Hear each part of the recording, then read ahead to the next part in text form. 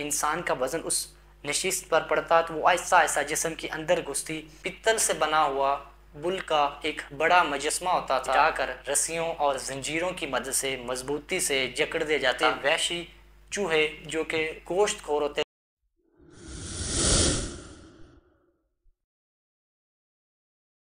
دنیا کی تاریخ میں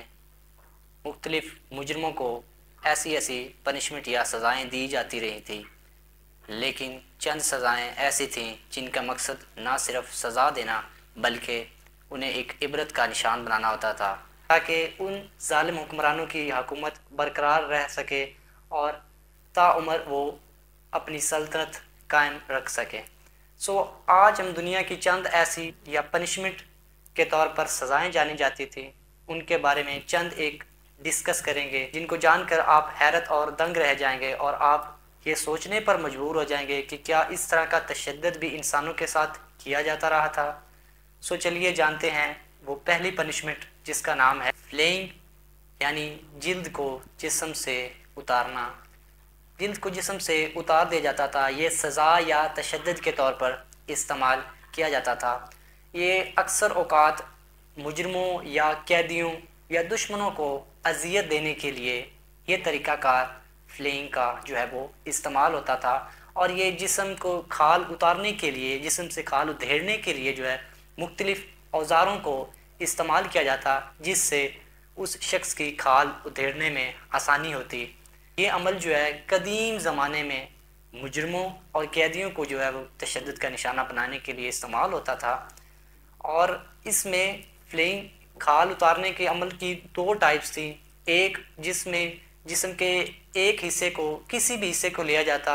اور اس کی کھال ادھیڑ کر اس شخص کو زندہ چھوڑ دیا جاتا تاکہ وہ اس علاقے میں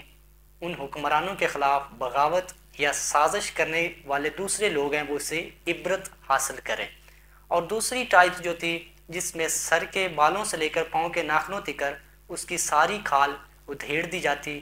جیسے جیسے اس کی کھال ادھیڑی جاتی تو اس کی جسم، اس کی رگوں سے فواروں کی طرح خون نکلتا اور دوران پنشمنٹ ہی وہ شخص موت کے گھاٹ اتر جاتا۔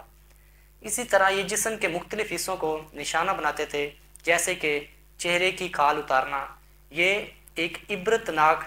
سزا ہوتی تھی، چہرے کی کھال اتارنا، جس سے وہ شخص کو زندہ چھوڑ دیا جاتا تاکہ وہ اس علاقے میں اپنی اس حکومت کی جو وحشت ہے وہ برقرار رکھے۔ اور دوسری بازوؤں اور ٹانگوں کی کھال ادھیڑنا، یہ عموماً عمل جو ہے یہ عام ہوتا تھا، کیونکہ بازوؤں اور ٹانگوں کی کھال ادھیڑنا یہ ان کا مین پٹھوں سے کنیکشن ہوتا تھا۔ جیسے جیسے وہ بازوؤں یا ٹانگوں کی کھال ادھیڑتے تو خون کافی زیادہ تعداد میں نکلتا، جس سے دوران پنشمنٹ ہی کھال ادھیڑتے ان کی موت متوقع ہو جاتی۔ اسی طرح پیٹھ کی کھال ادھیڑنا، یہ عمل اس وقت زیادہ درکار ہوتا تھا جب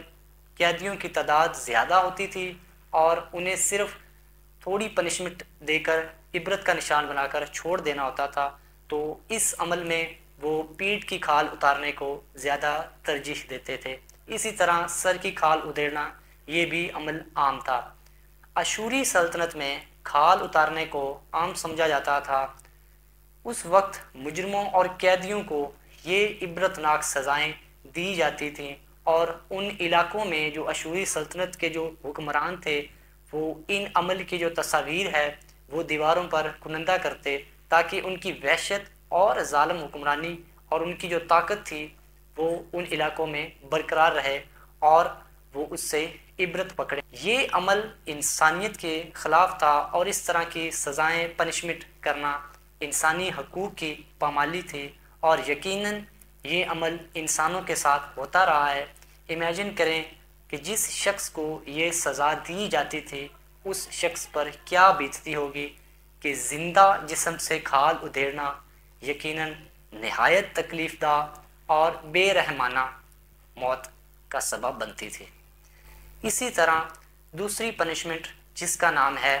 بمبو ٹارچر، اس کا نام سن کر آپ حیرت زدہ ہوگے کہ کس کس طرح کی سزائیں جو ہیں وہ منتخب کی جاتی۔ بمبو ٹارچر، جی ہاں، بانس کا تشدد، بانس کا تشدد ایک قدیم اور غیر انسانی تشدد کا طریقہ ہے جس کا مقصد متاثرہ شخص کو نہایت سست اور آہستہ آہستہ اور تکلیف دہ موت دینا ہوتا تھا۔ اس میں بانس کے ایک جوان اور تیز پودے کا جو ہے وہ انتخاب کیا جاتا جو کہ ابھی ابھی زمین سے اگنے کے لیے تیار ہوتا تھا۔ یقیناً بانس کا پودا جو ہے وہ روزانہ کئی انچ تک بڑھ سکتا ہے اور یہ گرم اور مرطوب علاقوں میں کئی انچ تک روز بڑھتا تھا۔ متاثرہ شخص کو زمین پر یا کسی سطح پر اس انداز سے باندھا جاتا رسیوں یا زنجیروں کی مدد سے تاکہ وہ ذرا سی بھی حرکت نہ کر سکے۔ پھر اس شخص کو زمین پر باندھنے کے بعد اس کی پوزیشن اس طرح سیٹ کی جاتی کہ اس کا جسم بانس کے پودے کے بالکل اوپر ہوتا اور وہ جسم کے نرم حصے جیسے کہ کولے، پیٹھ اور جو کمر ہے ان حصوں کو زیادہ نشانہ بناتے تھے تاکہ وہ بانس کا جو پودا ہے جو تیزی سے اگتا تھا، جوانی میں پودا ہوتا تھا، اس کی رفتار اتنی تیز ہوتی تھی اور وہ اتنا نوکیلا ہوتا تھا کہ جیسے جیسے وہ اپنی گرم اور مرطوب علاقوں میں پرورش پاتا، بڑھتا، نشو نما کرتا تو وہ جسم کو چھیدتا اور چند ہی دنوں میں وہ شخص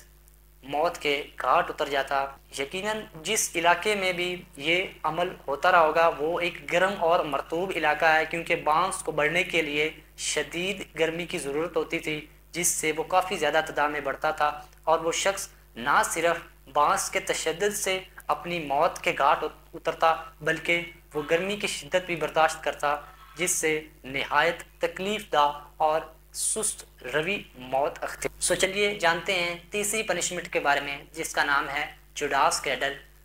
یہ ایک انتہائی ظالمانہ اور وحشیانہ طریقہ تھا جو یورپ کے قرون وسطیٰ کے دور میں اختیار کیا جاتا تھا مجرموں یا قیدیوں کو بطور سزا یا اذیت دینے کے لیے۔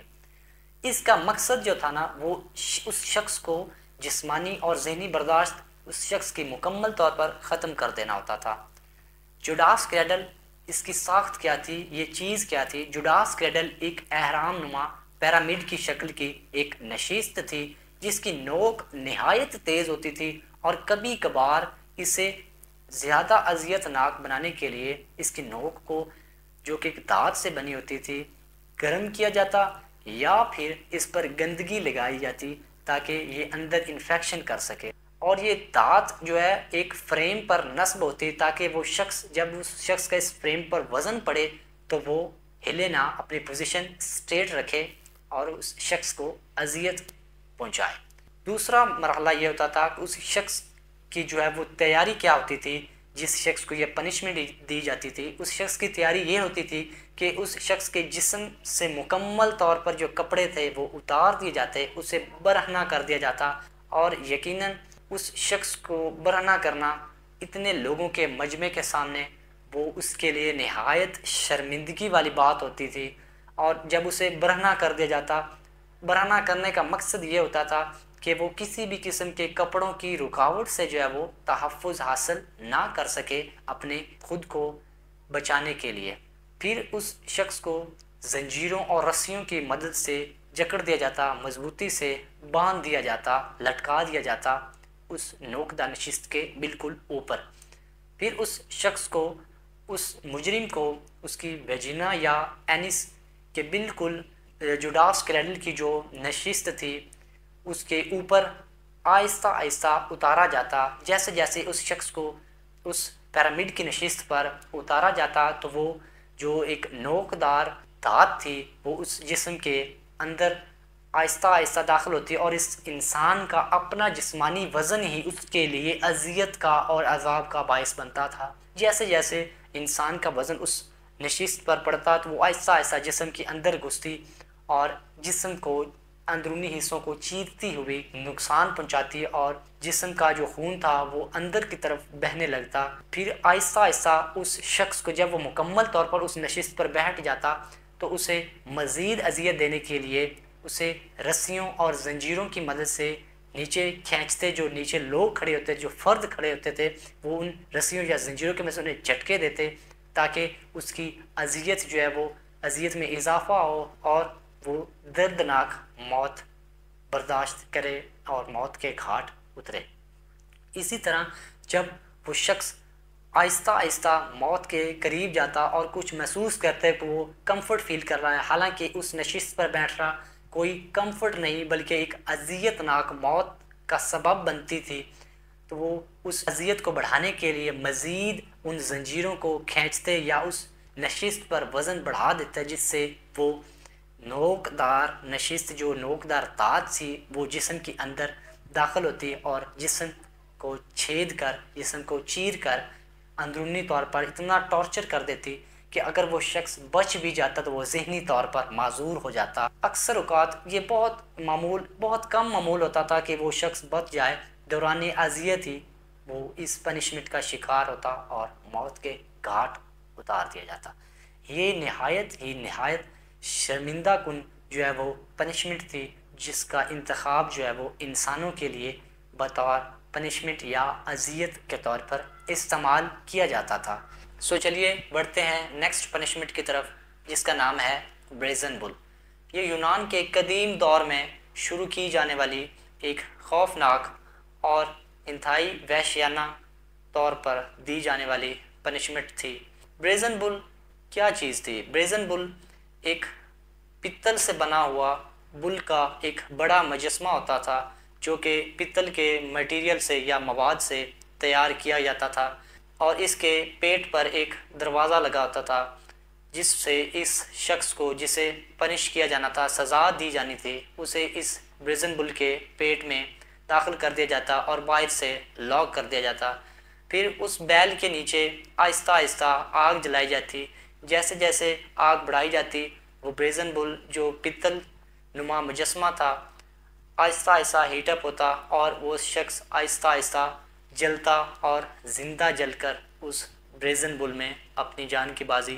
ہار جاتا۔ بریزن بل کی جو پنشمنٹ ہے وہ کھلے عام کچہری میں دی جاتی تھی، تاکہ لوگ اس سے عبرت پکڑیں اور دوبارہ اپنے ظالم حکمرانوں کے خلاف بغاوت کرنے سے 100 بار پہلے بریزن بل کی سزا دی کیوں جاتی تھی؟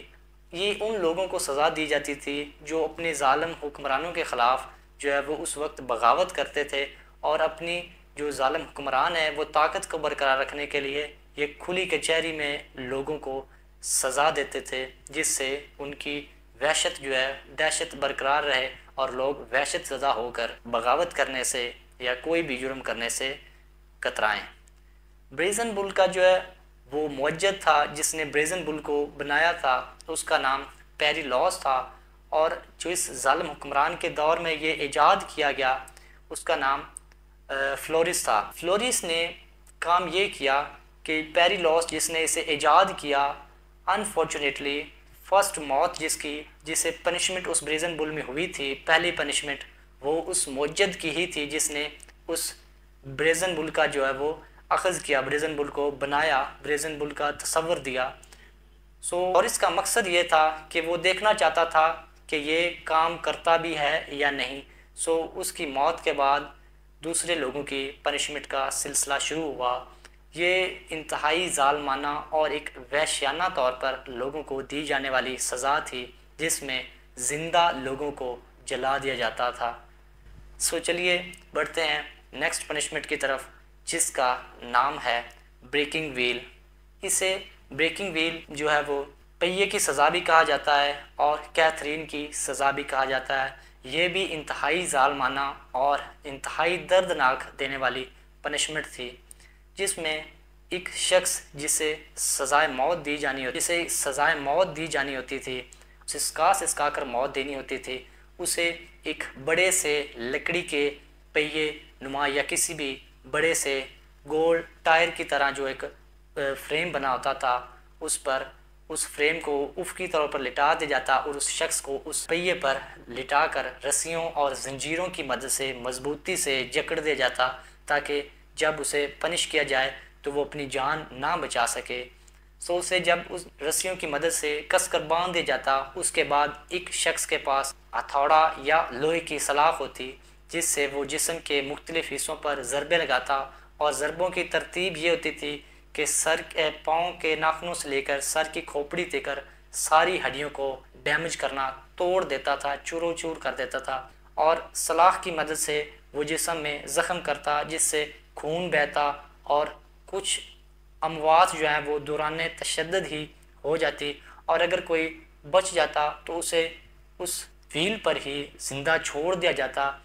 اور تب تک زندہ چھوڑ دیا جاتا جب تک وہ موت کے قریب نہ پہنچ جاتا، موت اسے آ کر نہ گھیر لیتی۔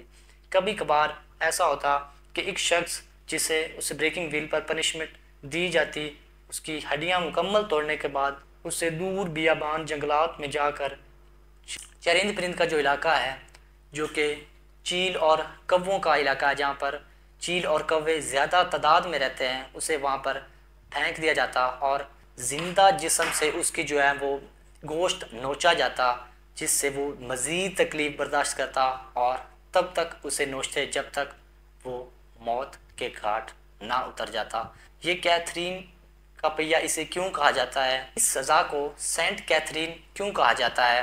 اس سزا کو سینٹ کیتھرین اس لیے کہا جاتا ہے کہ سینٹ کیتھرین ایک مصری شہزادی تھی، اور اس دور میں جس دور میں مصری شہزادی تھی اس دور میں ایک بت پرستی کا راج تھا، اور اس کا جو بادشاہ تھا اس دور کا وہ بھی بت پرست تھا۔ تو مصری شہزادی نے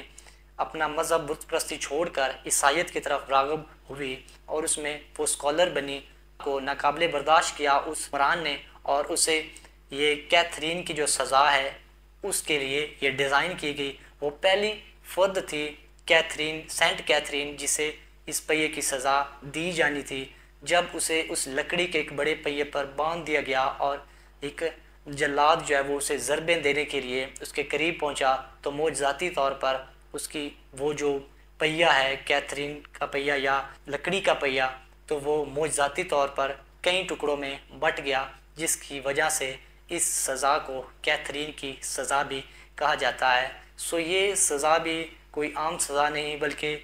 ان لوگوں کو سسکتی موت اور نہایت تکلیف دہ موت دینی ہوتی تھی۔ زندہ انسان کی جسم سے ہڈیاں توڑنا اور چکنا چور کر دینا نہایت تکلیف دہ اور نہایت شرمندہ کن سزا تھی۔ سو چلیے بڑھتے ہیں نیکسٹ اور لاسٹ پنشمنٹ کے بارے میں، جس کا نام ہے ریٹ ٹارچر۔ یہ ایک وحشیانہ اور انسانی حقوق کی دھجیاں اڑانے والی سزا تھی، جس کا نام ریٹ ٹارچر ہے۔ ریٹ ٹارچر کا استعمال جو ہے قدیم ادوار میں لوگوں کو سزا کے طور پر بھی دی جاتی تھی۔ ریٹ ٹارچر میں ہوتا کیا تھا کہ اس شخص جسے پنش کیا جانا تھا اسے زمین پر یا کسی ایسی سطح پر باندھ دیا جاتا، رسیوں یا زنجیروں کی مدد سے جکڑ دیا جاتا، اور جکڑنے کے بعد پھر 3-4 ایسے وحشی چوہے جو کہ گوشت خور ہوتے تھے اور کئی دنوں سے بھوکے ہوتے تھے، انہیں ایک پنجرے میں یا ایک ڈبے میں بند کر دیا جاتا، اور بند کرنے کے بعد اس شخص کے جسم کے پیٹ یا پھر اس کی کمر پر رکھ دیا جاتا، پھر اس جو ہے ڈبے کو یا پنجرے کو جو آہستہ آہستہ ہیٹ کیا جاتا۔ جب وہ فل ہیٹ اپ ہو جاتا تو چوہے اپنی جان بچانے کے لیے اس شخص کے جسم کے اندر چھیدنا شروع کر دیتے، اس جسم کو نوچتے اور گوشت کو چھیدتے ہوئے جسم کے اندر داخل ہوتے، جس سے وہ شخص نہایت اذیت میں جاتا، اور اس کے جسم کے اندرونی طور پر وہ جو جسم کے اندرونی پارٹس ہوتے ہیں وہ مکمل طور پر ڈیمیج ہوتے، اور آہستہ آہستہ چوہے اپنے دانتوں کی مدد سے انہیں چھوٹے چھوٹے ٹکڑوں میں کاٹ دیتے، اور اتنا زیادہ خون بہتا، اتنا ٹارچر ہوتے کہ وہ چند ہی لمحے میں موت کی نیند سو جاتے تھے۔ سو اس طرح کی سزائیں جو ہیں وہ قدیم ادوار میں انسانوں پر امپلیمنٹ کی جاتی رہی تھی، نہایت شرمندہ کن اور انسانی حقوق کی پامالی تھی۔ سو اس طرح کی سزائیں سوچنا بھی کہ کیا واقعی ہی اس طرح کی سزائیں بھی انسانوں پر امپلیمنٹ کی جاتی تھی؟ جی ہاں، اس طرح کی سزائیں قدیم ادوار میں لوگوں پر امپلیمنٹ کی جاتی تھی۔ سو امید کرتا ہوں آپ کو یہ ویڈیو اچھی لگی ہوگی۔ سو اجازت دیجیے، نیکسٹ ویڈیو تک ملتے ہیں ایک نئے ٹاپک